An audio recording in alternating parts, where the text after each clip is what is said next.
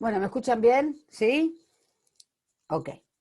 El primer principio que vamos a analizar es el principio al otro día analizamos el de rogación, ahora el de especialidad o determinación. Es decir, este es un principio que en realidad es común no solamente o sea, no rige o no lo vemos solamente en registral, sino que aunque no lo mencionemos en forma específica, es un registro que también está vigente para los derechos reales, sobre todo en la hipoteca, porque ya les mencioné cuál fue el origen.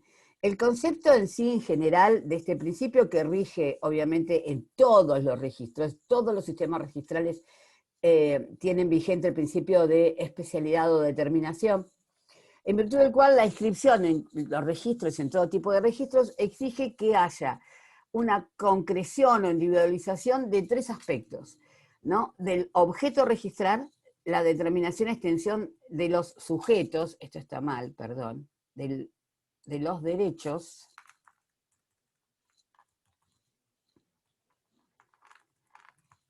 y la determinación de los sujetos titulares.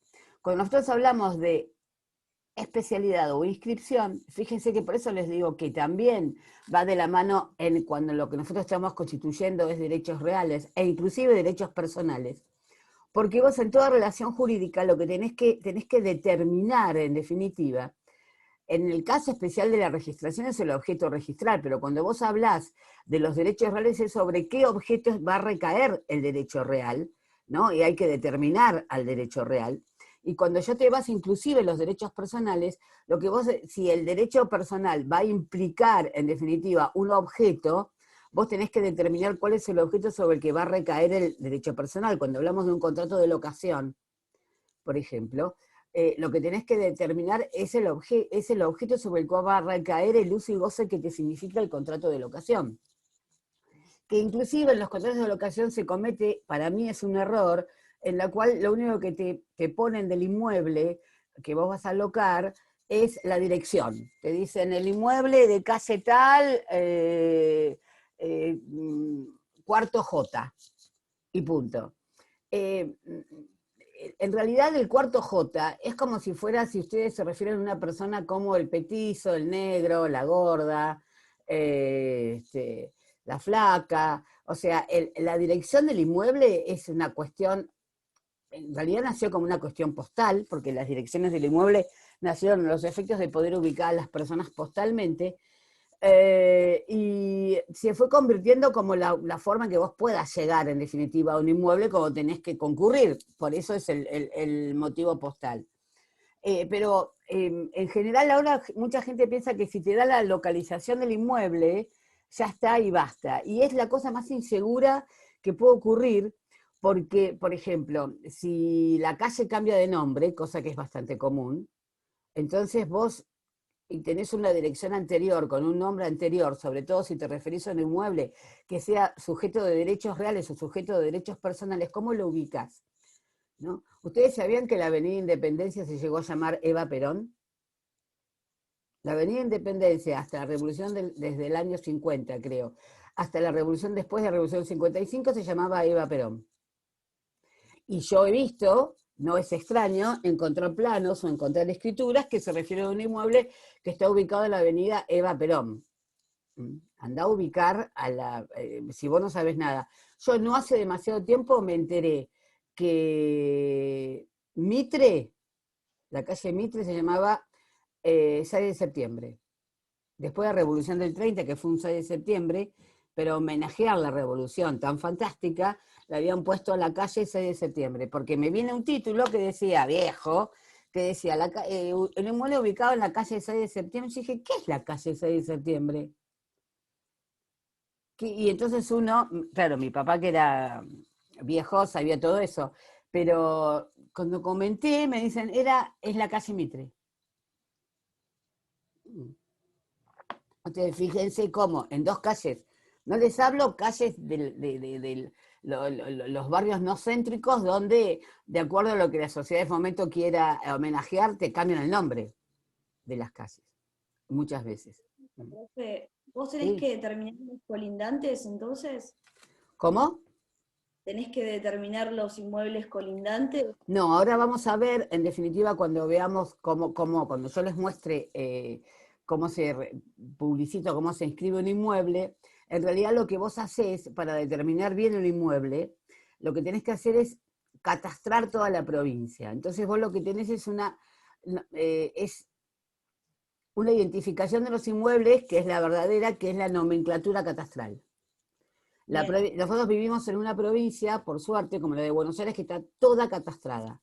¿Sí? Está toda. Entonces, la provincia se va dividiendo las provincias se dividen en partidos. Los partidos se dividen en circunscripciones, las circunscripciones en secciones, las secciones en manzanas y las manzanas en lotes.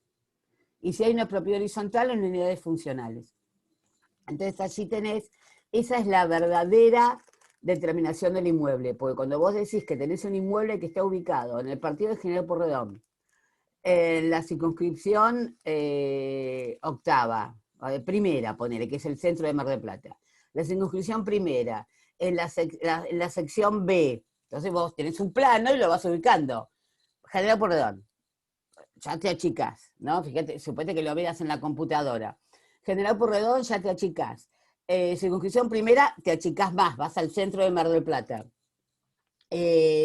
Después mirás y decís, bueno, a ver qué sección la A. Entonces ponele que la A sea cerca de la playa.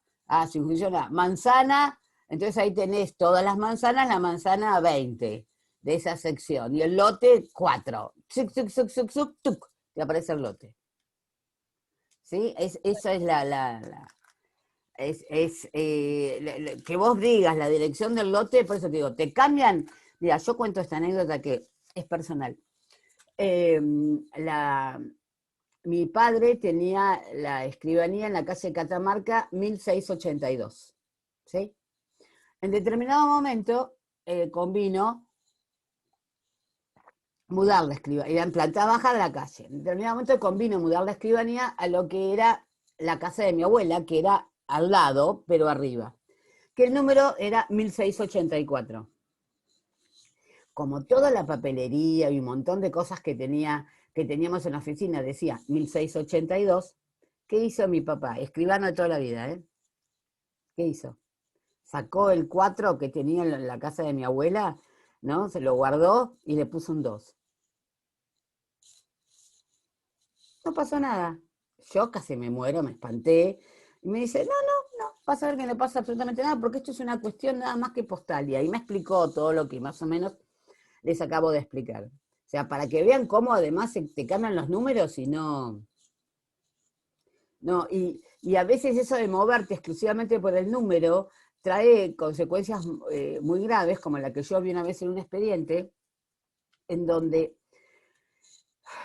este es un caso que inclusive hasta es de título putativo. Resulta que había una gente que compró un lote de terreno en un lugar en el puerto sin demasiadas construcciones. Una manzana como si fuera arriba de la cantera, sin demasiadas construcciones. Compró un lote de terreno. En ese lote de terreno, esta gente fue y construyó una planta de procesado de pescado.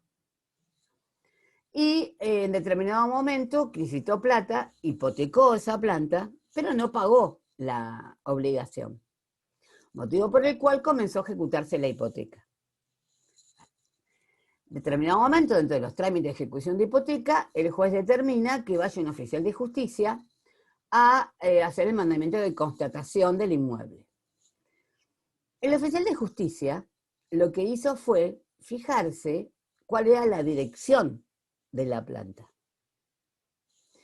La dirección de la planta, ponele que era, no sé, Vestoso, no sé, esas calles del puerto, 723. Resulta que, ¿qué había pasado? Cosa que, es cierto, no se supo hasta bastante avanzado el juicio. Cuando la gente construyó la planta, no la construyó en el lote que correspondía a construirla. La construyó en el lote de al lado. O sea, se había dado el típico ejemplo de un título putativo, ¿sí? En donde la gente tenía posesión de un inmueble sobre el que no tenía título y tenía título sobre un inmueble del que no tenía posesión. Entonces el título en realidad no le servía de nada y lo único que tenía sobre o tenía construida la planta eran derechos posesorios. Entonces, este señor oficial de justicia, como fue a hacer el mandamiento de constatación con la dirección de la planta, o sea, el lote de al lado, el lote que correspondía a que estuviera la planta, en realidad que era el lote hipotecado, porque ellos hipotecaron por hipoteca en una escritura en la cual hipotecaron el lote del que eran dueños, que era manzana 85, lote 10. Eso era su título. Y ellos hipotecaron de acuerdo al título, que era la manzana 85, lote 10, pero no era la que estaba construida. Esto fue antes de que existieran las cédulas catastrales, motivo por el cual nadie nunca había ido a averiguar si, como ocurre ahora, que va una agrimensora a ver el inmueble, ahí hubiera saltado este error. Todos los títulos putativos en general ahora saltan en virtud de este requisito que es las cédulas catastrales. Ahora, desde el año 93 es esto. Pero acá, cuando se hizo la hipoteca, no estaba vigente la ley de las cédulas catastrales, nadie hizo la cédula catastral porque no correspondía, nadie se dio cuenta y la oficial de justicia, como se fijó en la dirección, que era 723, no se fijó en el lote, porque la planta estaba construida en el lote 11, no en el lote 10. En el expediente estaba perfecto, estaba el título ejecutivo, que era la escritura de hipoteca, estaban los certificados, estaba todo, que hablaban del lote 10. Y él, como se fijó nada más que en la dirección, hizo el mandamiento de constatación divino y perfecto, pero sobre un lote que no era el hipotecado. El problema fue que en virtud de lo que, como el oficial de justicia constató la existencia de la planta, y él aseguró que era la que estaba hipotecada porque era la del lote 10, ni se enteró que era el lote 11, porque no tomó los recaudos necesarios, sino que lo único que hizo fue fijarse el numerito de la casa y el número, que sí, estaba bien puesto, pero lo que pasa es que no, porque en realidad el lote 10 no era 723, hubiera sido 721, qué sé yo. Bueno, él dijo que estaba todo bien, se subastó. Hubo gente que lo compró en subasta y cuando se fue a protocolizar la subasta saltó todo. Cuando lo compraron en subasta, lo pagaron y se fue a protocolizar la subasta, o sea, intervino nuevamente un escribano haciendo la protocolización de subasta, si se hubiera inscrito directamente desde el testimonio judicial la subasta, también se hubiera persistido con el error. Ahí es donde saltó y se dijo, pero ¿esto qué es? Cuando fue alguien a hacer la cédula catastral, dijo, disculpen, pero el lote 10 no tiene nada, el lote 10 es un lote baldío. O sea, la gente que había comprado en subasta, que eran 3, porque era mucha guita, ¿no? Había comprado un lote baldío, que era lo único que estaba hipotecado. No sabíamos, o sea, el juez no sabía qué hacer, no sabía qué hacer. Y pero vos, profe, si vos decís que el tema de la cédula catastral es a partir del 93, antes vos cómo te dabas cuenta. Gracias a Dios la cantidad de títulos putativos no es, o sea, en realidad sí debe haber muchas más y comenzaron a saltar desde ese momento.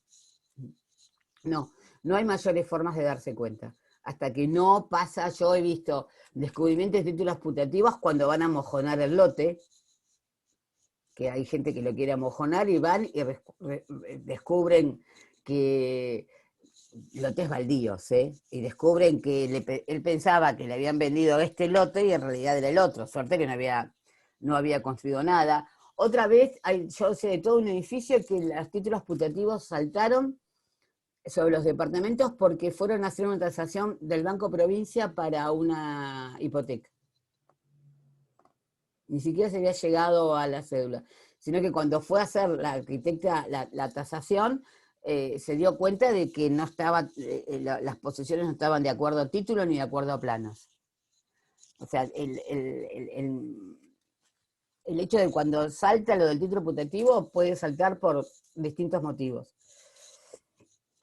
Por eso es importante que los inmuebles, cuando los vamos a registrar o cuando vamos a constituir derechos reales, o cuando inclusive vamos a constituir derechos personales, estén bien determinados, exactamente bien determinados. Y luego, cuando nos vamos a la determinación que también tiene que existir de los derechos, la determinación y la extensión de los derechos, es importante, sobre todo cuando constituimos derechos reales y cuando registramos la constitución de ellos, porque ¿qué tipo de derechos nos estamos refiriendo? Sabemos que hay distintos tipos de derechos reales en las relaciones que puede tener un hombre en la utilización que haga de las cosas, se puede constituir distintos derechos reales, y además es muy importante la extensión de los derechos. En nuestro sistema no tanto, porque nosotros tenemos un sistema de numerus clausus, en donde cuando constituimos un derecho real, recuerden que ya sabemos exactamente cuál es la extensión de ese derecho, o sea, cuáles son los derechos, cuáles son las obligaciones, cómo nace, cómo se desarrolla, cómo se extingue. En otros sistemas que no tienen un principio de numerus clausus, entonces es necesario publicitar la extensión. Pero en el nuestro hay un derecho que es esencial que lo determinemos muy bien, que es el de hipoteca. Porque en el de hipoteca lo que tenemos que determinar es justamente el monto de la hipoteca. O sea, cuando nosotros constituimos una hipoteca, recuerden que es un derecho real, que es un derecho que es accesorio a una obligación, y que en este caso la obligación es lo principal. Y el derecho en sí es lo accesorio porque es el derecho de garantía. Entonces, lo que se publicita es cuál es la responsabilidad que tiene ese inmueble, ¿sí?, para pagar esa obligación, para el cumplimiento, con respecto al cumplimiento de esa obligación. Porque puede ser que sea todo el valor del inmueble, como puede ser que no, que todavía haya un valor residual del inmueble que no está afectado el cumplimiento de esa obligación. Entonces, por eso es importante que cuando nosotros determinamos las hipotecas, determinemos el plazo a que va a estar sujeto a garantía y determinemos el monto de esa garantía que el inmueble está en definitiva garantizando, ¿sí? Eso en la determinación de los derechos es muy importante. Y luego tenemos que cumplir con la determinación de quiénes son los sujetos titulares de esos derechos. Y aquí volvemos a algo que se aplica tanto a los derechos reales como a los personales registralmente o en la constitución de ellos, porque es esencial saber quién va a ser el sujeto titular del derecho real, que va a poder ejercer todas esas facultades que tiene por ser titular en definitiva del derecho real. Y los sujetos, vamos a ver que la ley te va a exigir que estén bien determinados, porque hay que clarificar muy bien quién es el sujeto para evitar cualquier tipo de confusión, homónimos y datos que en definitiva pueden traer lugar a confusiones con respecto a quién es el sujeto titular de ese derecho. El origen, en definitiva, de este principio de especialidad, ya creo que lo mencionamos, en la ley francesa de Mesidor del año 3, que más o menos es el 1782, y recuerden que tenía como objeto evitar las hipotecas sobre todo el patrimonio. La publicidad, en Francia, la creación de la publicidad, lo que tuvo como fin era evitar las hipotecas ocultas. Y el principio de especialidad o de determinación, ustedes lo estudian como uno de los principios esenciales de la hipoteca, recuérdenlo, el de especialidad, y es este mismo principio, y que cuando nació en Francia lo que trataba de evitar eran las hipotecas sobre todo el patrimonio. Por eso había que cumplir con la determinación o especialidad perfecta del inmueble que se estaba afectando hipoteca. Ahora bien, el principio de especialidad nosotros lo vemos bien determinado en la ley de 1801, en los artículos 10, 11, 12 y 13 de la ley. Estos son los artículos que nos hablan del principio de especialidad o de determinación. El primer artículo es importante, es el que me dice que todos los inmuebles sobre los que vamos a inscribir o anotar los documentos que portan la transmisión, constitución o extinción de derechos reales sobre inmuebles o las medidas cautelares, que son los que se refiere el artículo 2, me dice, serán previamente matriculados en el registro correspondiente a su ubicación. Y se quedan exceptuados los inmuebles del dominio público del Estado, pero no los inmuebles del dominio privado del Estado. ¿Qué significa que sean previamente matriculados? Bien, la ley de 1801 toma como cabeza de registración en nuestro sistema registral al inmueble. La cabeza de registración es el inmueble, que no está inventando nada, porque en todos los sistemas registrales provinciales que existían cuando se sancionó esta ley, ya todos tenían como cabeza de registración, vieron que la cabeza de registración puede ser el inmueble o la persona. Todos los registros que existían en ese momento ya tenían como cabeza de registración a los inmuebles. Y lo que me dice es que cuando todos los inmuebles sobre los que se van a realizar negocios que impliquen que se constituya, modifica o extinga un derecho real, deben estar matriculados, o sea, insertos adentro, ese inmueble primero tiene que tener ese folio real, esa matrícula, ¿sí?, que se refiera exclusivamente a ese inmueble que va a ser la cabeza de registración. Entonces, se dice que lo primero, si nosotros inventáramos un inmueble, ¿sí?, si un inmueble que fuera del dominio público del Estado pasa a ser el dominio privado de los particulares, lo primero que hay que hacer es matricularlo a ese inmueble. No es algo común que nosotros hagamos en nuestra provincia, porque como les dije la otra vez, todos los inmuebles de la provincia de Buenos Aires se encuentran catastrados y todos los inmuebles, o por lo menos en un 98% de los inmuebles que van a ser objeto de derechos reales, se encuentran ya matriculados, ya estaban matriculados antes de que se sancionara la ley 17.801. Pero hay en otras provincias en las cuales no, y lo primero que hay que hacer, esto es muy común en España, por ejemplo. España, aunque no lo crean, que es un país muchísimo más antiguo que el nuestro, tiene muchos inmuebles que no están matriculados, ¿sí?, porque son inmuebles que no se han movido por cientos de años en su titularidad, y entonces lo primero que hay que hacer es una matriculación. Y hacen algo que yo personalmente, como escribana con casi 30 años de trabajo, nunca hice, que es una escritura de matriculación de inmueble, en donde hay que hacer un plano, en la cual se determina con los planos, las medidas, la ubicación, toda la nomenclatura, todo el inmueble, y vamos a registro a inscribirlo, y con eso lo que se va a hacer es la matriculación del inmueble. Nosotros lo único que ocurre son las matriculaciones, supuestamente cuando un inmueble se divide.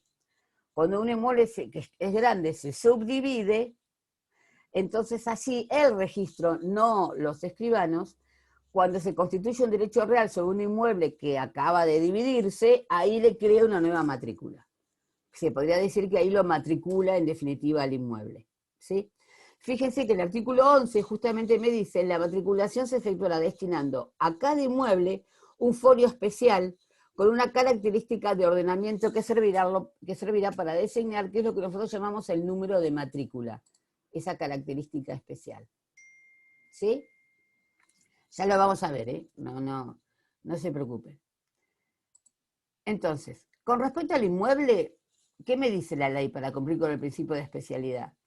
El inmueble debe estar previamente matriculado, cada inmueble va a tener un folio especial, llamado en nuestra jerga matrícula. ¿Y qué se tiene que poner? La ubicación y descripción del inmueble, superficie, linderos y la nomenclatura catastral.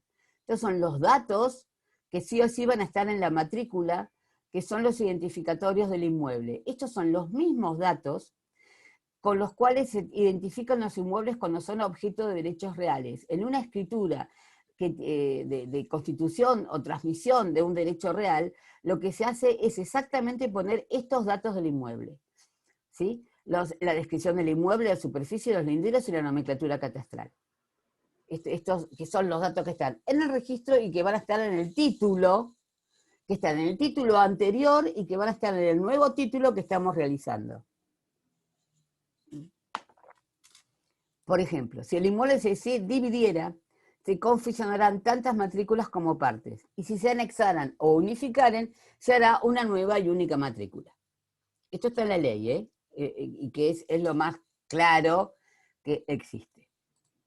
Con respecto al sujeto, para cumplir con el principio de especialidad, la ley me dice que se deben dar todos los datos personales de los titulares, si son personas físicas, y en el caso de personas jurídicas, nombre o razón social y domicilio.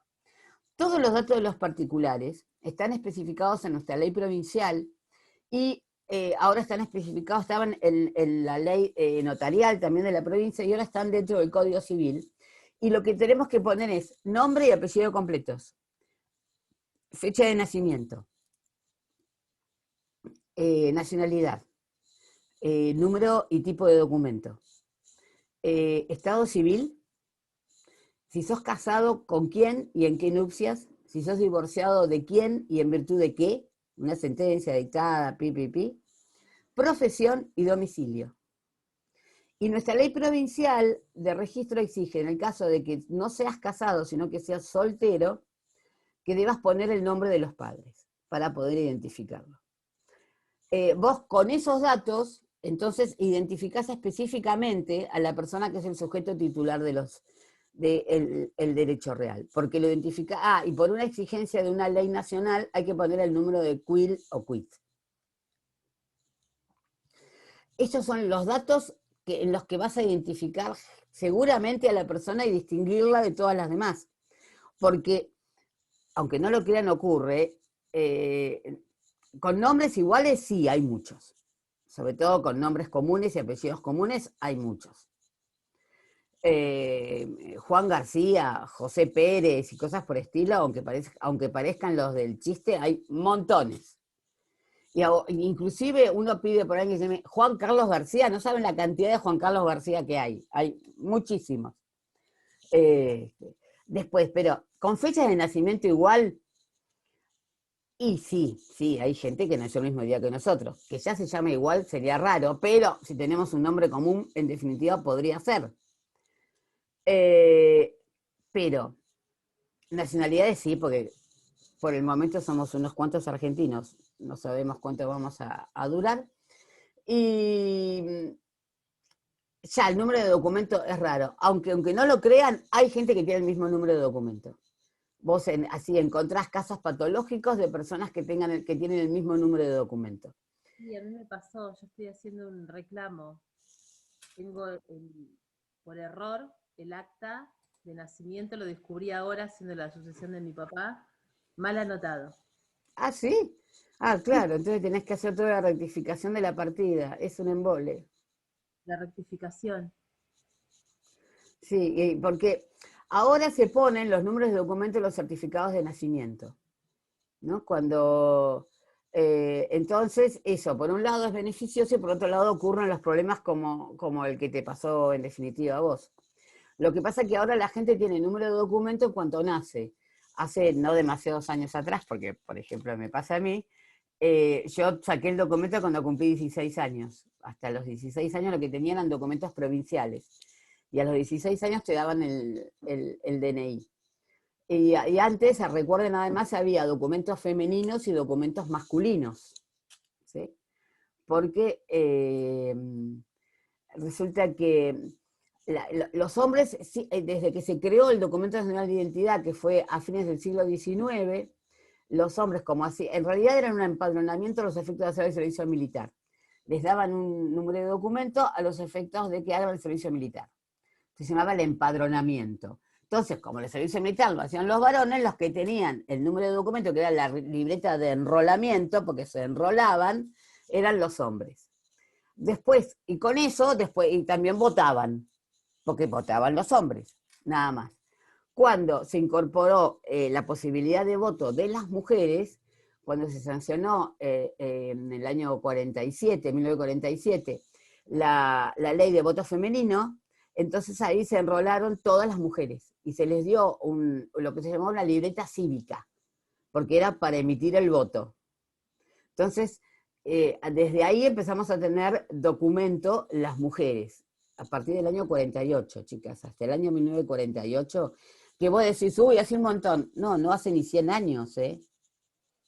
Hace 80 años, ahí recién, ya quedan muy pocas vivas, muy pocas, porque son mujeres muy grandes, pero vos las encontrás con números de documento 120.000, 250.000. Yo una vez le hice una vieja que tenía el documento, que ya debe estar, porque claro, fueron todas juntas, la que tenía 18 años y la que tenía 60 años, fueron todas juntas a sacar el documento. Una vez yo le hice el documento a una mujer que tenía el documento 11.000 y pico, que siempre dije, esta era la primera de la fila, ¿no? Porque era el documento 11.000 y pico. Y entonces, los varones tenían libreta de enrolamiento y las mujeres libreta cívica. Después se creó el Documento Nacional de Identidad. Y el Documento Nacional de Identidad unificó los documentos para mujeres y para varones. Pero entonces, como tenías toda esa masa de personas que tenían libretas de enrolamiento y libretas cívicas, entonces se las pasó a llamar DNI M, o sea, masculino, DNI F, o sea, femenino. Entonces, ahí es donde a veces se producían el mismo número entre los femeninos y los masculinos, entre los DNI femeninos y masculinos. Entonces dio lugar a que durante todo un tiempo no hubiera que determinar muy bien si era femenino o masculino, porque podían repetirse. No demasiados, porque cuando las mujeres empezaron a empadronar, los hombres ya iban por varios millones, mientras que las mujeres empezaron del cero. ¿Saben quién tuvo la libreta cívica número 1? Eva Perón. Eva Perón tenía el documento femenino, la libreta cívica femenina número 1, porque era la mujer del presidente y más allá de que no fue la autora del voto femenino, ella siempre estuvo a favor del voto femenino y apoyó los proyectos para que se dé el voto femenino. Entonces, en reconocimiento de eso, quizás hubiera correspondido a alguna de las socialistas que venían peleando desde 1903 más o menos, pero el documento nacional de identidad número 1, según me han contado, lo tuvo Eva Perón. Y a partir más o menos de los 10 millones, entre los 8 y los 10 millones, empezaron a ser todos iguales, en forma corrida, hombres y mujeres con el documento de identidad.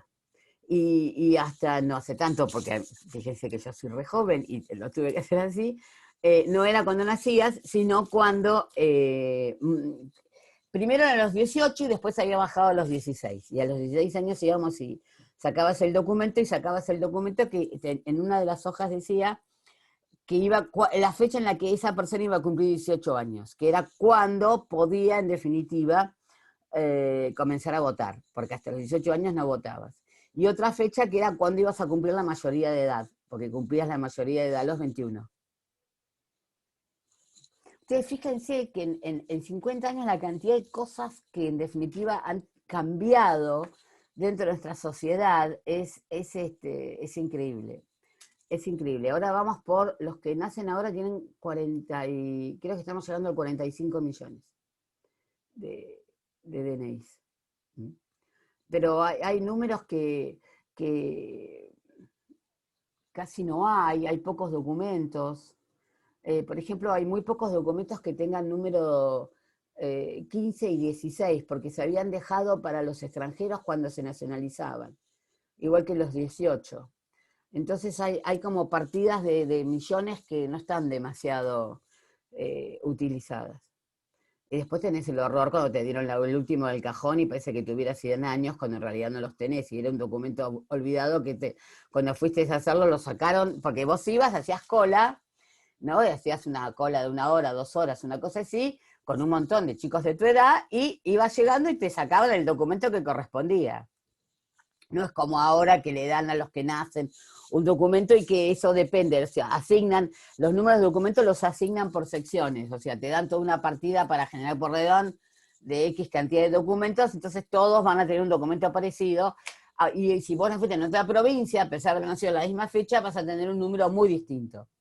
Bueno, no saben mi emoción un día que iba a firmar una escritura y leo el documento del señor y tenía un documento, 2 números distintos del mío. No me acuerdo si eran 2 números antes. Yo tengo, suponete, el mío termina 568 y este era 570, ponele, le digo, mi documento es igual, pero termina en 568. Y parecíamos dos idiotas, la gente nos miraba y decía, esta gente está mal. Ay, no me digas, porque evidentemente hemos estado juntos en la cola, y no solamente juntos en la cola, sino ahí. O sea, como él también se acordaba que lo habíamos sacado en tal lugar, que era donde funcionaba el registro civil, sí, ahí, y que había estado como 2 horas, sí, como 2 horas, claro, te hacías amigos, uno iba a comprar café, charlabas, si te gustaba te pasabas el número de teléfono, no había WhatsApp, no había celulares ni nada, tenías que pasarte el número de teléfono y pasar por la humillación de que el chico llamara y atendiera a tu papá. ¿Viste? Era horrendo, porque el pobre tipo llamaba, pobre chico, imagínate, ya se sabía que iba a atenderte o el padre o la madre o algún hermano espantoso, porque no sé si no era peor que te atendiera el hermanito que se te cagaba de risa a 20 años a que era así. No, muy emocionados habíamos quedado cuando nos descubrimos que habíamos hecho, la mujer nos miraba y estos dos tan tarados. ¿Viste? Faltaba que dijeran, claro, se ve que ese día le daban a los imbéciles el documento.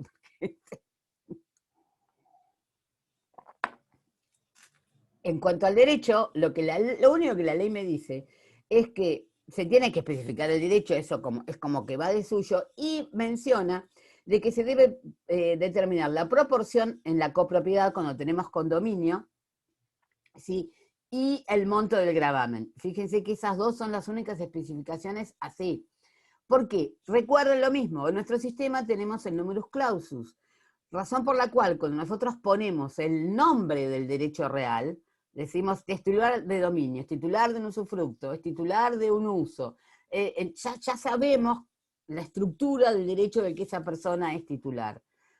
Entonces, no necesitamos poner, como decíamos en teoría, que había que poner la extensión del derecho, porque ya sabemos cuál es la organización y cuál es la estructura de ese derecho. Pero sí, en el caso de condominios, tenemos que poner esa parte indivisa que estudiábamos nosotros, que es lo que significa tu participación en el condominio, y en el caso de los gravámenes, como habíamos estado diciendo, el monto del gravamen. Ahora bien, este es un informe de dominio, ¿sí? Cuando nosotros, ¿cómo se pide ahora?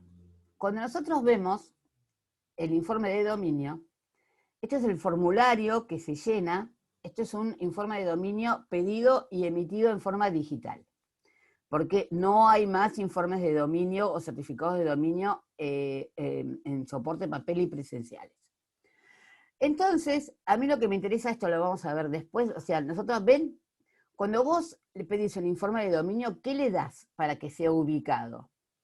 El número de matrícula, esa matrícula que vimos que tenía que llenarse y que le iban a dar un número identificatorio, es esta. Este es el número de partido General Pueyrredón, 45.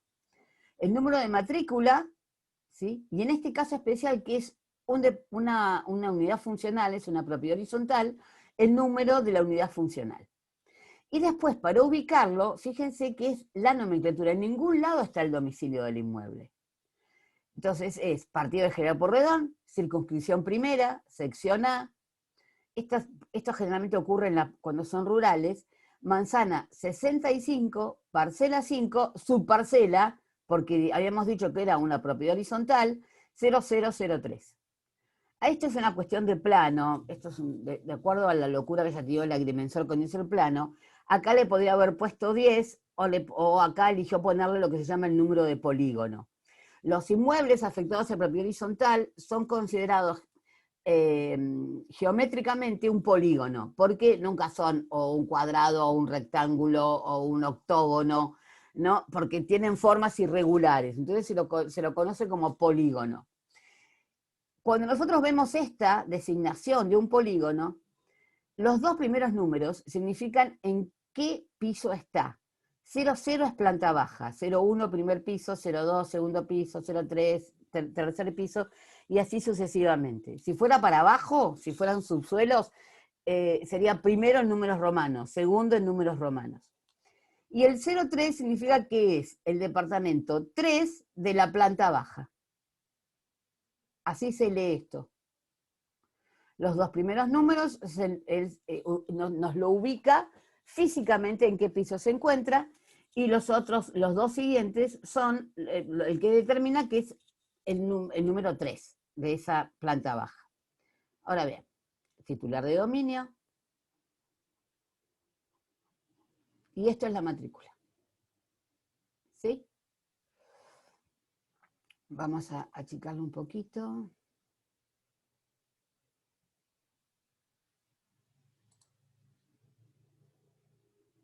Creo que se me trabó el video a mí, no sé si soy el único.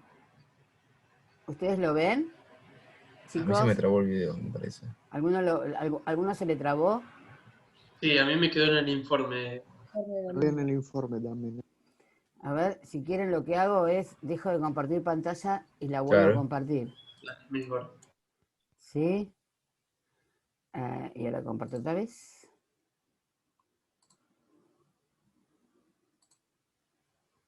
¿Ahora? ¿Ahora qué les Sí, sale? ahora sí. ¿Ahora sí? Sí, sí. ¿Ahora sí Ahora a sí. todos? Bien. Entonces, esto es una matrícula. La matrícula físicamente es un cartón amarillo, más o menos, es grande, ¿eh? Debe tener este tamaño más o menos, la matrícula. Es bastante grande. Fíjense que esta es la matrícula que se utiliza en la provincia de Buenos Aires, que tiene todos los elementos que me marca la ley de 1801, pero desde siempre la provincia de Buenos Aires eligió tener esta forma de matrícula. ¿Sí? Entonces, en esta forma de matrícula tenemos en la parte superior el número de matrícula, ese número que me dice la ley de 1801 que va a ser identificatorio, y esto, como es una propia horizontal, es el número de matrícula barra 10, porque habíamos dicho que era la unidad funcional 10, y el número de polígono, el 0003, el partido, que es General Pueyrredón, y la nomenclatura catastral. Circunscripción primera, sección A, manzana 65, parcela 5, unidad funcional 10. ¿Sí? En estos datos, que son los principales identificatorios del inmueble, en ningún lado van a ver la dirección. ¿Dónde la van a ver? Me dice, primero, cuando acá toda esta zona es la descriptiva del inmueble. Entonces aquí me dice, ¿qué debo decir? Bueno, el inmueble, ¿qué designación tiene de acuerdo a plano o de acuerdo a título? O sea, cuando esto, como es propio horizontal, la designación va a ser la del inmueble general, la del inmueble total, y en el título dice que es el lote 5 de la manzana 65. Acá coincide con la nomenclatura catastral, lote 5, parcela 5 de la manzana 65. Puede ser que no coincida, ¿eh? No se vuelvan locos si alguna vez encuentran alguna que no coincide, porque las designaciones según título pueden ser designaciones que son muy viejas y que se vienen arrastrando desde principios del siglo XX. Motivo por el cual puede ser que no coincidan. No hay ningún inconveniente porque en realidad lo que nos importa a nosotros es la nomenclatura catastral. Luego me habla de que yo debo, para describir el inmueble, la ubicación y superficie. Entonces ahí sí tengo que poner la ubicación. Y cuando digo que está ubicado en la ciudad de Mar del Plata, partido General Pueyrredón, con frente a la calle Belgrano 3238, entre Avenida Independencia y Salta. ¿Sí?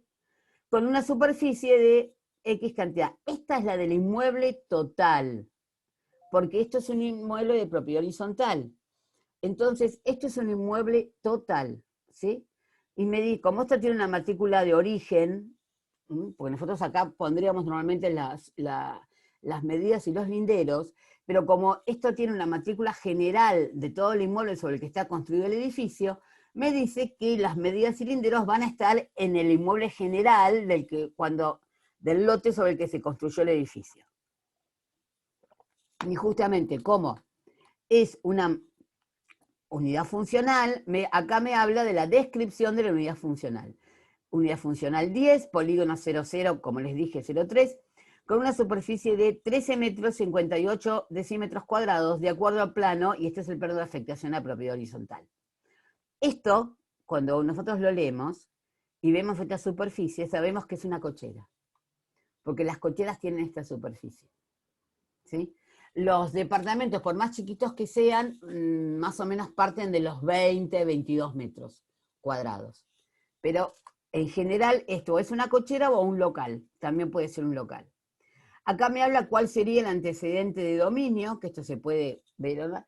Y acá viene esto que es distinto en todas las provincias. En la provincia de Buenos Aires se hace, como toda la información está en esta folio real, en este matrícula de papel, que es un instrumento público, acá vienen los titulares de dominio, la proporción, que es lo que me dice justamente la ley que tiene que estar la proporción, y acá se anotan, en la primera columna, o en la segunda o tercera, como la quieran ver, los gravámenes, restricciones e interdicciones. En este caso hay un embargo, pero acá también se anotan las hipotecas, los usufructos, los usos, las habitaciones, ¿sí? Las servidumbres, o sea, todo lo que significa una carga, o un gravamen, como lo quieran ver, sobre el inmueble, las restricciones, interdicciones y las medidas cautelares. Acá en esta columna es donde se notan las cancelaciones de todos estos gravamen, restricciones e interdicciones. Cuando se levanta un embargo, cuando se renuncia o cuando se extingue un usufructo o un uso o una habitación, o cuando se cancela una hipoteca porque es abonada, se ponen en esta columna. Y aquí se ponen todas las certificaciones que ya vamos a ver por qué es importante que haya una de las columnas que se dedique exclusivamente a la anotación de los certificados que son expedidos. ¿Sí? Puede ocurrir, como en este caso, que el cartón inicial no alcance, entonces se pasa se lo da vuelta. Esto es como si fuera el anverso del primero, en donde consta otra nueva titular de dominio y siguen habiendo montones de embargos. Fíjense que hay, en este caso es una matrícula donde hay muchísimos embargos. ¿Sí? Hay muchos embargos sobre, en definitiva, ese inmueble. Bien. ¿Vieron? Ya conocen, en definitiva, cómo es una matrícula. ¿Sí? ¿Está bien? Así vimos algo práctico y no algo tan teórico. Fíjense que en los otros complementos de la matrícula que se van haciendo, porque hay que seguir anotando cosas, ya no está la descripción del inmueble, que la descripción del inmueble queda en el originario, en el principal sería, y en las otras lo único que se pone es el número de matrícula que identifica en definitiva ese inmueble. ¿Sí? ¿Está?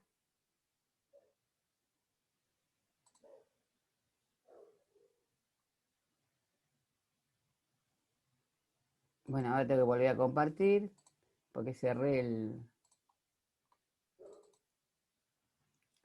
Bien. Estos los dejé de mostrar porque está muy borroso, ¿sí?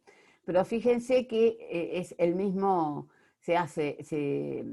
acá se describe el inmueble, el número de matrícula, el partido, la nomenclatura catastral, las 4 columnas, esta es la descripción del inmueble, que acá sí hay medidas cilindreras porque no es una propiedad horizontal, y estos son las columnas y con otros, acá nada más de un titular de dominio. Bien. Doctora, Señor. una consulta. A ver, una preguntita. Cuando uno está matriculando el inmueble, ¿influye en algo que esté embargado? ¿El trámite es igual? O sea, Es exactamente igual. ¿hay algo? Ustedes siempre piensen una cosa. El embargo es una medida cautelar por la cual lo que están diciendo es, mire, el titular de dominio de este inmueble tiene que cumplir una obligación. Lo demandaron por incumplimiento de una obligación, lo demandaron por daños y perjuicios, va a tener que responder pecuniariamente, quizás tenga que responder con dinero pecuniariamente a la persona que inició el juicio. Y entonces lo que hacemos es una medida que anoticia eso. Y lo que te anoticia es inclusive el monto del embargo. Fíjate,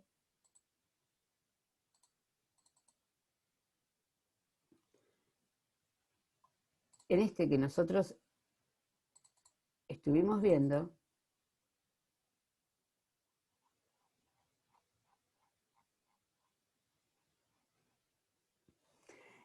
fíjate, te dice, embargo, ¿sí? Por 133.344 pesos con 61, con más 50.000 pesos. Esto es No lo se que ve, se profe. ¿No se ve? No se ve. ¿Pero por qué no se ve? ¿Ninguno lo ve? No, ahí se ve el informe. A ver. No, no se ve.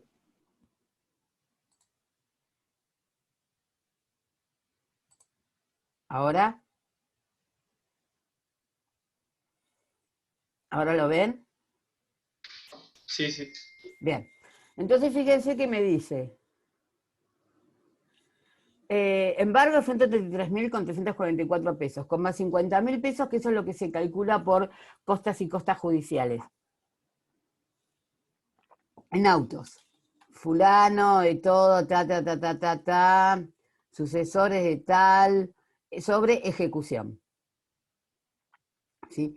Juzgado de primera instancia, número tal, tal y tal y tal, ¿no?, de Comodoro Rivadavia sobre el 50% indiviso de una de las titulares de dominio. Entonces, esto significa que me están diciendo, cuidado que quizás en algún momento este embargo, o sea, este inmueble, se subaste o se ejecute para cumplir con esta obligación. Eso es lo que significa un embargo. No te saca el inmueble de comercio, o sea, no es que un inmueble embargado no pueda venderse. Los inmuebles embargados se pueden vender, lo que pasa es que yo tengo que decir, cuando lo compro, que conozco el embargo, ¿sí?, y me hago cargo o no me hago cargo de la obligación o de la deuda o de lo que pueda ocurrir en ese proceso. Porque cuando yo lo adquiero el inmueble embargado, sé que en algún momento pueden venir a ejecutarlo. Y yo no me voy a poder negar porque lo adquirí sabiendo que existía el embargo. Pero siempre tengan en cuenta que un embargo no anula la posibilidad de venta de un inmueble. Lo que... Profe, sí, y en cancelaciones se pondría cuando se levanta el embargo. Ah, o sea, no se levantó ninguno acá. No, acá no había ninguno levantado. Ah. Lamentablemente, aunque no lo crean, muchas veces los embargos están, o sea, las deudas que originó el embargo están pagadas y el juicio está cumplido, pero resulta que el abogado se olvida de levantarlo.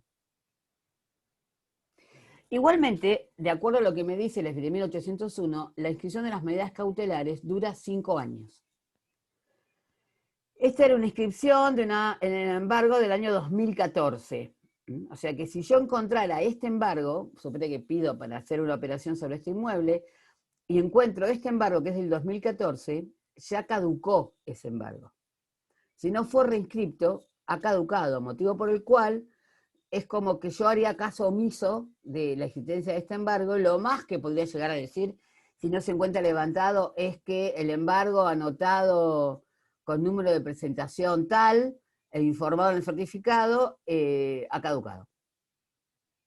En realidad, yo prefiero no decir nada, es como que no existe.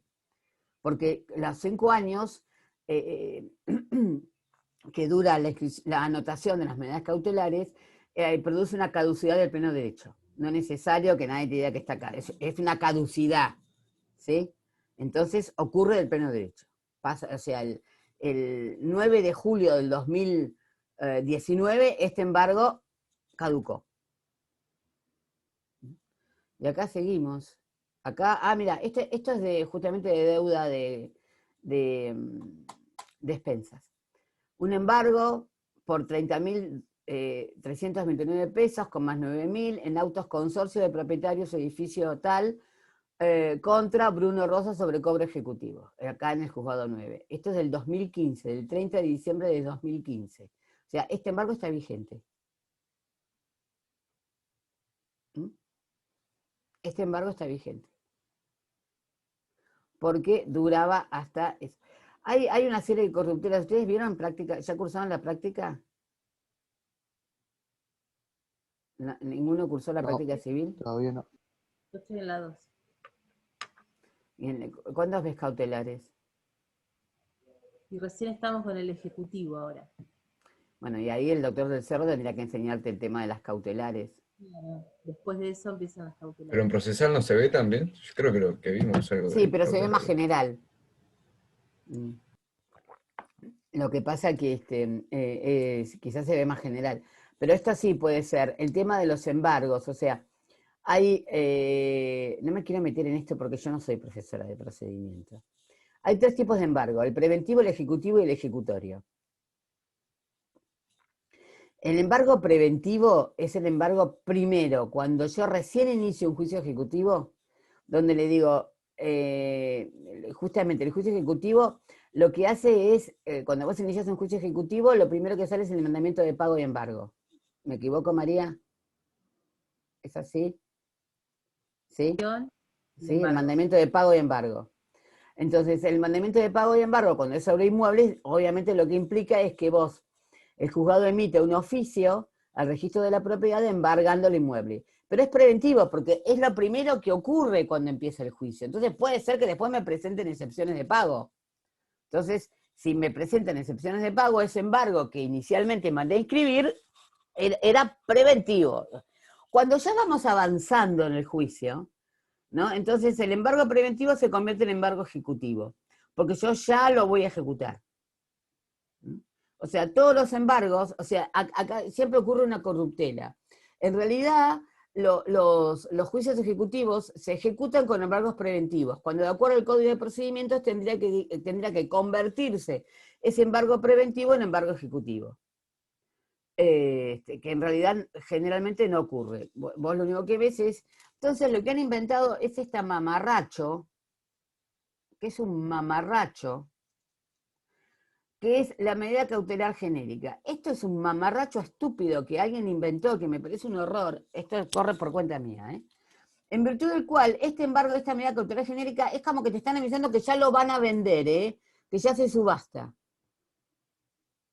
Entonces te dictan esto que no lo saben cómo llamar, entonces por eso le encajaron medida cautelar genérica, porque lo que otras personas opinamos es, flaco, convertirlo en embargo ejecutorio, y ya está. ¿Por qué tenés que dictar haber inventado esto de una medida cautelar genérica? Bueno, hay jueces y hay abogados que opinan que esto está bárbaro. A mí me parece una gansada, porque ¿sabes por qué una gansada? El tema es el siguiente.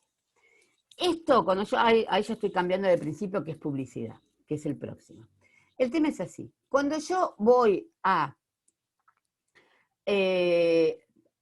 autorizar como funcionaria pública, como escribana, un acto por el cual se transfiere, modifica o extinga un derecho real sobre inmuebles, tengo obligación, antes de realizar el acto, de pedir un certificado de dominio y de anotaciones personales de dominio del inmueble que va a ser objeto de la operación y de las personas que es titular de dominio.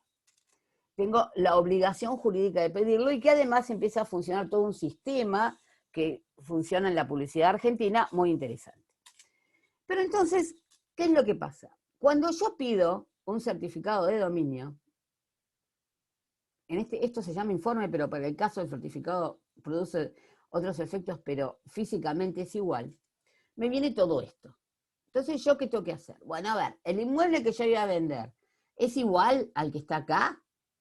¿Tiene la misma nomenclatura? ¿Tiene las mismas medidas? ¿Tiene todo? Eso es lo primero que miro, para ver si coincide el inmueble con el que yo tengo en el título que tengo que transmitir. Coincide. Ok, bárbaro. Entonces después entro a mirar si la persona que va a transferir es la persona que figura como titular de dominio. Porque las únicas personas que están legitimadas para transmitir un derecho real son sus titulares. Motivo por el cual yo, cuando analizo si el que para mí si el que tengo el último título, siempre acuérdense que la única prueba de dominio de un inmueble es el título, porque los derechos reales se adquieren con título y modo. Título suficiente y modo suficiente. Motivo por el cual yo lo que tengo que determinar es si ese título suficiente que tengo a la vista es el que está inscripto. Supuestamente tiene que coincidir. Entonces yo me voy a fijar quién es el último titular de dominio. En este caso era esta señora, que lo había adquirido en una venta. Entonces yo tengo que fijarme si el título que tengo es esta, es una compra-venta, la escritura número tal, de tal fecha, ante tal escribano, ¿sí? Y que fue inscrita en tal fecha, porque yo en el título tengo todos esos datos, ¿sí? Porque voy a tener el nombre de la persona, y fíjense los datos que se ponen. DNI, en este caso, esto denota que es un extranjero.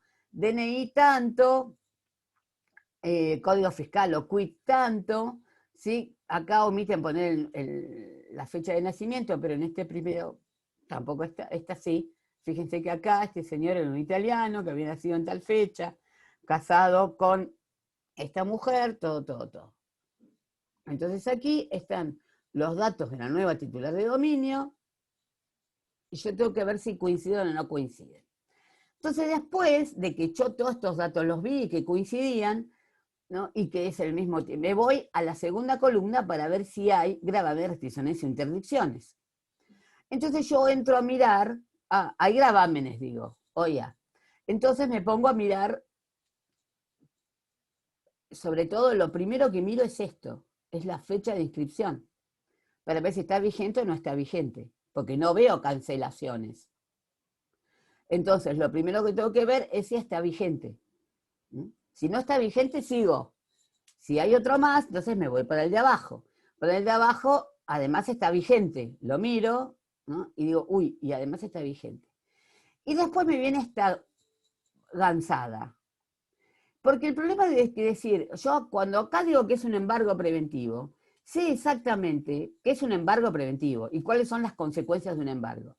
Cuando vos me decís que tenés una medida cautelar genérica, yo no sé cuál es el contenido y cuál es la consecuencia. Entonces la publicidad es incompleta. El gran problema de esta paparruchada llamada medida cautelar genérica es que produce una publicidad incompleta. Eso es lo que nunca entendieron los que opinan que esto está bien. Y fíjense, que está dictada ¿dónde?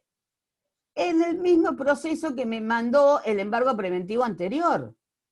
En este embargo preventivo yo tengo el monto del embargo, o sea que sé que esa unidad funcional va a responder por 30.000 pesos, con más esto, por cuando le hagan ejecución porque es la deuda que tiene.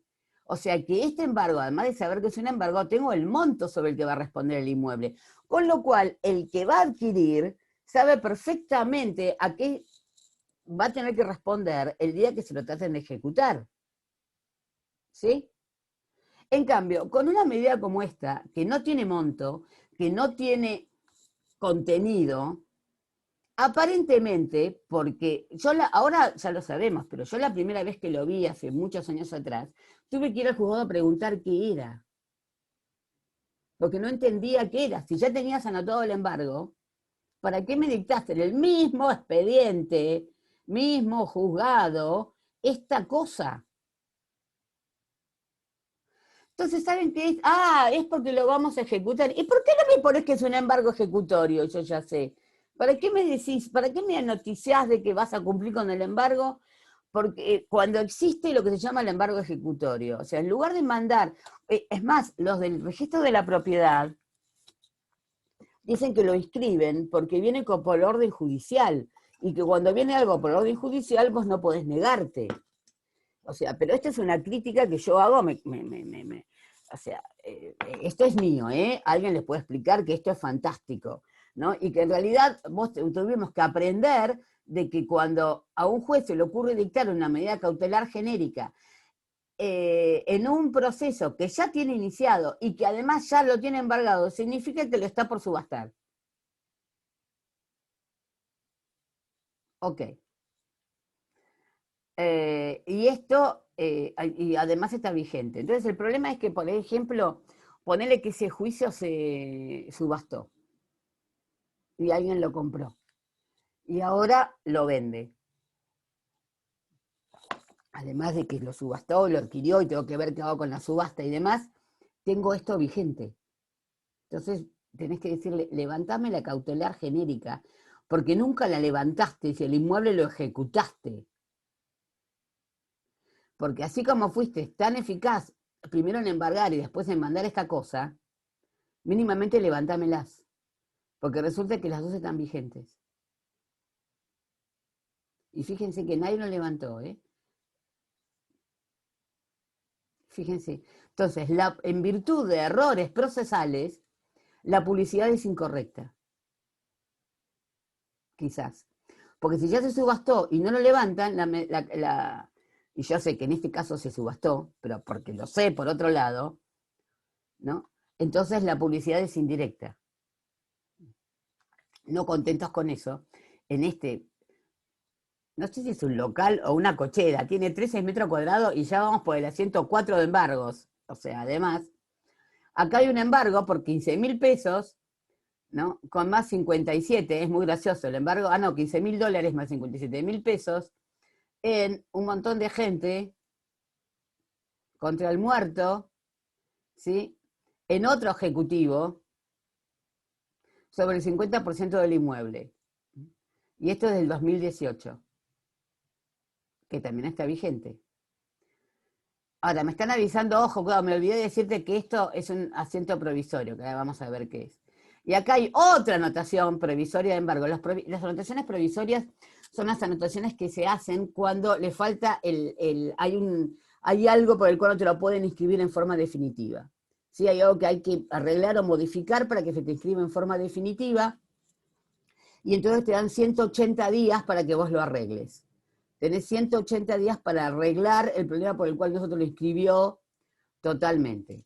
Esto que era provisorio en el año 2018 y ahora lo pido en el 2020 y no existe una anotación que diga que es un embargo que ya pasó a ser definitivo, es como que no existe. Porque también los 180 días de una inscripción provisoria caducan de pleno derecho. Y esta otra también es provisoria. Pero fíjense que acá viene y me dice que la anotaron definitivamente, ¿sí? ¿Cuál? Al B6, o sea, a este. Este otro, que era el B5, bueno, el B4, nunca se terminó de inscribir definitivamente. O sea que este embargo, yo ya en la publicidad lo califico y sé que no tiene existencia. En cambio este, que acá dice anotación preventiva de embargo, después, papá, está inscrito definitivamente. ¿Sí? Y además... y el B4 también. Acá está la inscripción definitiva del B4. O sea, fíjense que cuando uno recibe la publicidad de esto, tiene que leer todo el certificado. Tenés que leer todo el certificado. Y ustedes, abogados, cuando lo vean, por ejemplo, ahora, cuando se manda un oficio en la cual se manda a inscribir un embargo, póngale, este es un embargo preventivo, normal y común en ejecución de expensas, esto es muy común, súper común. Esto antes era un oficio por escrito que se mandaba al registro, después volvía ese oficio, se mandaban 2 copias, volvía una de las copias con un sello que decía anotado en la matrícula tal. Bueno, ahora como somos todos digitales, lo que hace el juzgado no emite en soporte papel el oficio, sino que lo manda directamente al registro de la propiedad a efectos de que inscriban el embargo que está ordenando el juez. O sea, ese oficio nunca sale de adentro de la computadora, se lo envían por mail al registro de la propiedad, donde le dicen, inscríbame esta medida cautelar. Entonces, el registro de la propiedad cumple y la inscribe, pero nunca avisa que está inscrita. O sea, a toda claro, porque te dicen, ¿qué sé yo? Me voy a pasar mandándole mails a todos los juzgados de la provincia de Buenos Aires. Sí, la verdad que tendrías que contratar unos 10.000 empleados más para que, o por lo menos 1.000, para que se encarguen de eso.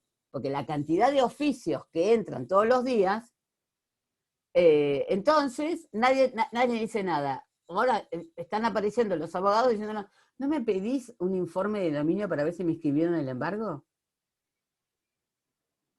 Porque supuestamente tendría que llegar al juzgado y sabemos que no están llegando, porque como ahora el registro de la propiedad está trabajando en media máquina, los inscribe pero no informa que están inscritos. Con lo cual, ustedes tienen que pedir un informe para saber leerlo y saber si está inscrito. Es muy importante para ustedes saber entender y leer un certificado o un informe de dominio. ¿Sí? Clase práctica, si los hay. En condiciones normales tendrías que, o sea, el registro te comunica sin Supuestamente pedir... sí, supuestamente sí. Lo que pasa es que como todo este tema de las inscripciones digitales es como demasiado nuevo, porque esto está ocurriendo desde el mes de marzo, o un poquito después inclusive, como es demasiado nuevo, entonces todavía no se termina de aceitar el mecanismo. En realidad sí, te lo tienen que comunicar. En realidad te lo tienen que comunicar, sí, por supuesto que sí. Pero no está aceitado el mecanismo. Bueno, entonces ahora vamos a pasar, esperen que dejo de esto y entro a compartir esto otro.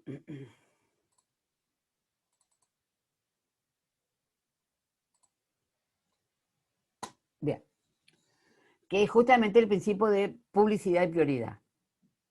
Como primera medida yo quiero que ustedes tengan en cuenta, porque el cuatrimestre pasado, cuando dimos en reales no quedó bien explicitado, que el registro de la propiedad tiene 2 secciones. Una que sería la sección de registración de inmuebles, y otra que es la sección de registración de anotaciones personales. Los artículos 30, 31 y 32 de la ley lo que hacen es decirte que en los registros de la propiedad de todo el país existe el registro de anotaciones personales. O sea, es una sección del registro de la propiedad inmueble. ¿Qué se hace? ¿Qué se inscribe en esta registro de anotaciones personales? Se inscriben las declaraciones de la declaración de la inhibición de las personas para disponer libremente de sus bienes y toda otra registración de carácter personal que dispongan las leyes nacionales o provinciales y que incida sobre el estado o la disponibilidad jurídica de los inmuebles. El estado de las personas también habría que poner. Porque nuestra ley provincial, por ejemplo, lo que nos dice es que en este registro de anotaciones personales no solamente se anotan la medida cautelar de inhibición, sino que también se anota cuando una persona tiene una declaración por la cual no puede disponer libremente de sus bienes. Con lo cual significa que las declaraciones de incapacidad, ¿sí? O en este caso ahora, después de la sanción del código, todas las restricciones a la capacidad de las personas tienen que ser inscritas en este registro de anotaciones personales. Con lo cual, cuando nosotros solicitamos el informe o el certificado de anotaciones personales, no solamente nos van a informar cuando esa persona está inhibida por un proceso judicial, sino también cuando tiene una restricción a su capacidad que le impide disponer libremente de sus bienes. Es importante que ustedes entiendan que hay una diferencia entre lo que es una inhibición general de bienes y lo que es una anotación que vaya hacia la capacidad de esa persona para poder disponer de sus bienes. Hay cierta confusión en algunos agentes del derecho que confunden la medida cautelar, inhibición general de bienes, porque existe una deuda en la cual me inhiben disponer de mis bienes, con que tengo una restricción a mi capacidad. ¿Sí? ¿Cuándo me inhiben disponer de mis bienes? De acuerdo a lo que dice el Código de Procedimientos, la inhibición general de bienes, que es un invento argentino, ocurre cuando no se le encuentran bienes para embargar a la persona. Cuando se me demanda a mí por un juicio cualquiera, en la cual voy a tener que responder pecuniariamente, y no se encuentran, o sea, por más que se investiga, no existen, yo no tengo inmuebles a mi nombre, no soy dueña de ningún inmueble para poder responder a eso, entonces existe en forma excepcional la inhibición general de bienes. ¿Sí? El gran problema es que en este momento las inhibiciones general de bienes, que eran medidas excepcionales cuando no existía la posibilidad de un embargo, se han vuelto como una cosa recontracomún y que es más, la FIP, por ejemplo, cuando te inicia un proceso porque no pagaste un impuesto, lo primero que hace es anotarte una inhibición general de bienes. No se preocupan en averiguar si tenés un embargo, si no lo tenés, si lo dejás de tener.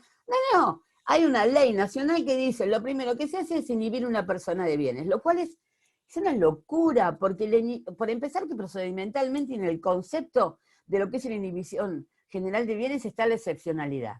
Y en segundo lugar, vos con una inhibición general de bienes, porque no presentaste la declaración jurada de ganancias,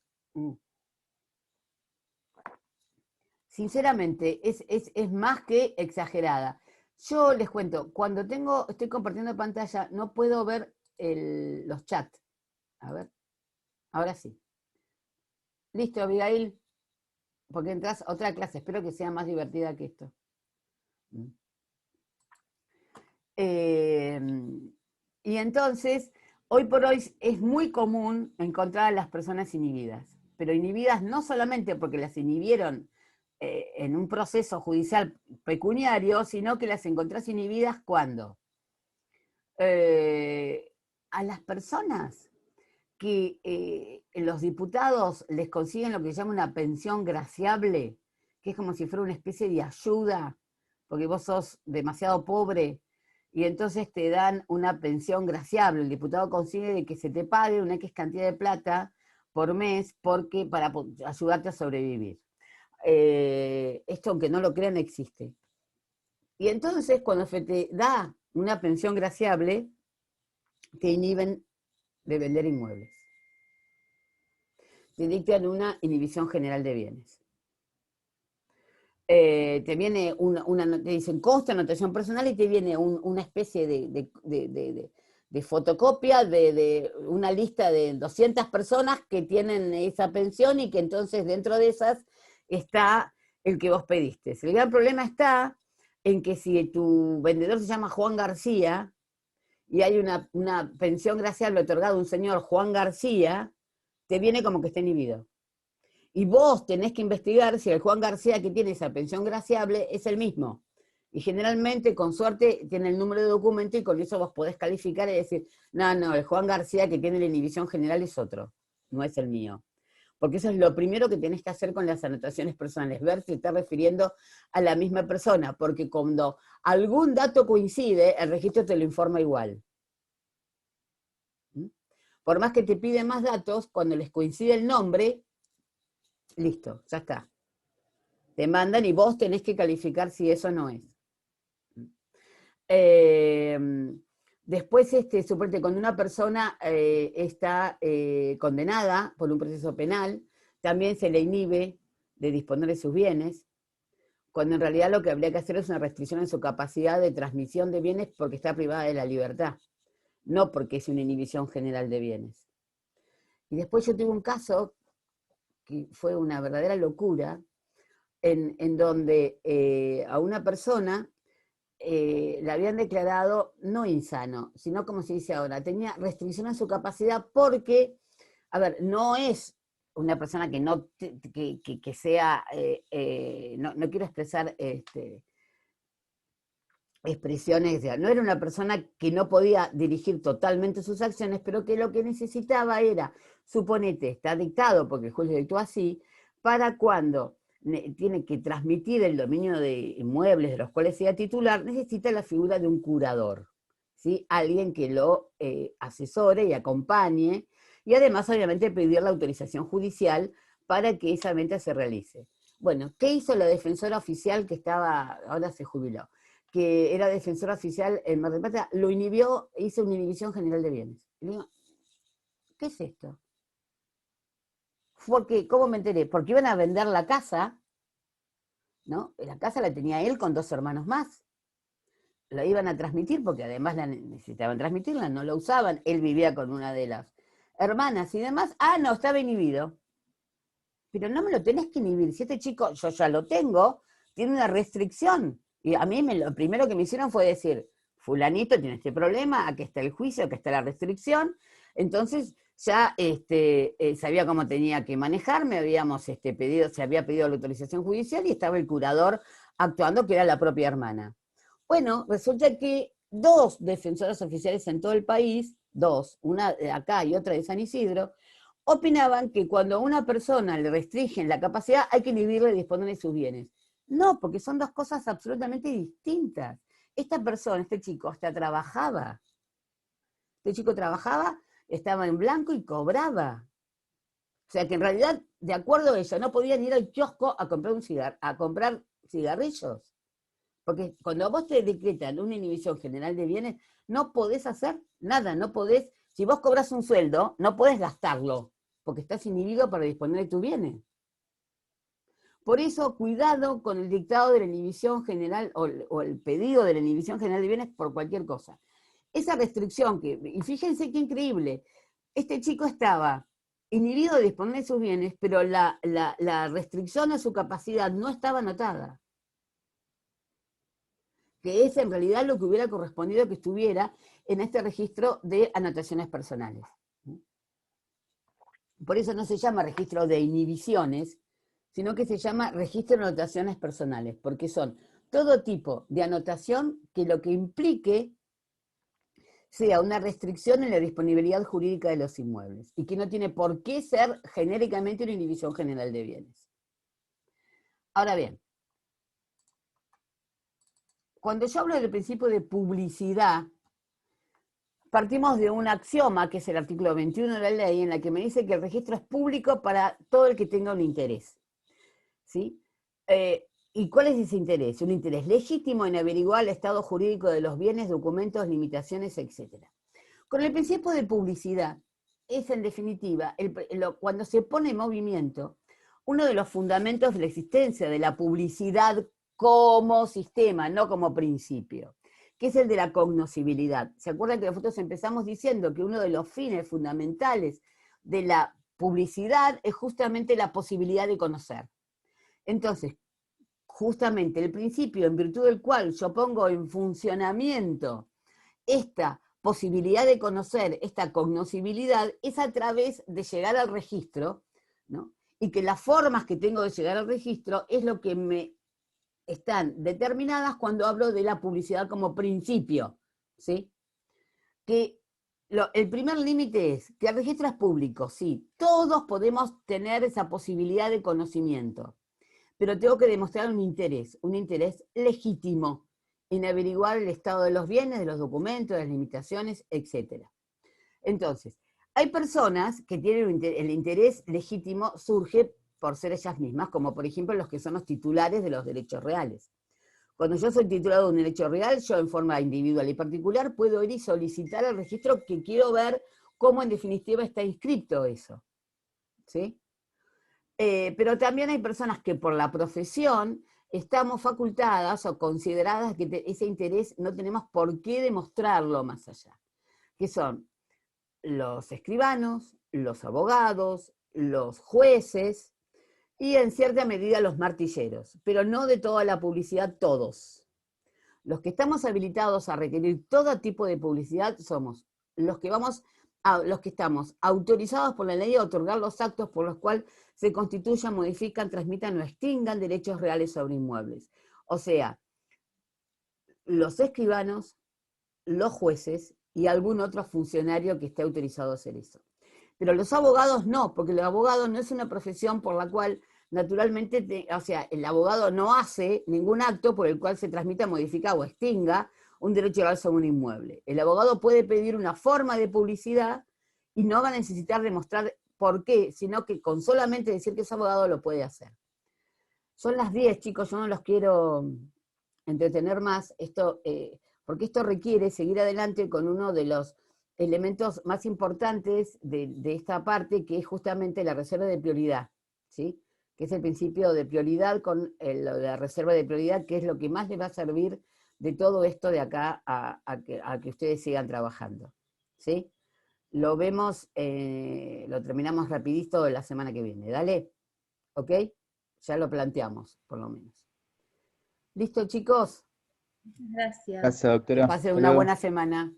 Hasta luego. Igualmente. Esta clase la grabé, así que va a quedar grabada. No me olvidé. Chau, chicos, hasta luego. Chau.